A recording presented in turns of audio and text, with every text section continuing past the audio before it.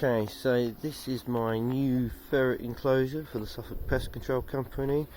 Here we can see you have the door in. Down here we have a 1 litre water drinker thing. You have to excuse the noise of the dog in the background there. This here is marine ply, so it has an extra coat. Just put over the top.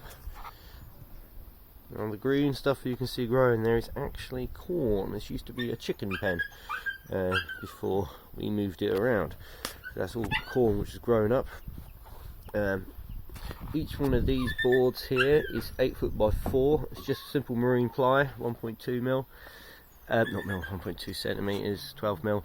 You can go pick up from any sort of hardware store. And basically what we've done is create a box.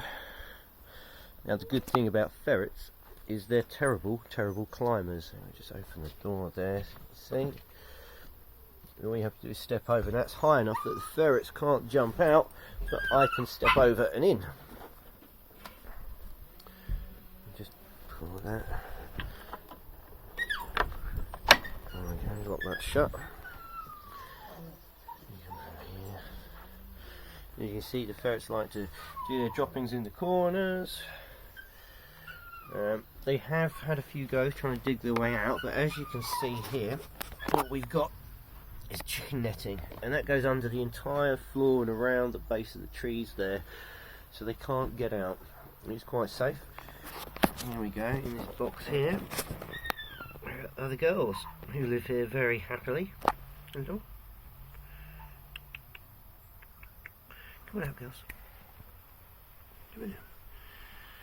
So just give you a tour round the enclosure. We have a bit of a rubble patch here. Hopefully get a few more stones in there. We're going to throw a bit more dirt on that so it kind of builds up. We've got some old logs in here which ferrets seem to enjoy. And here we have a dry feeding place.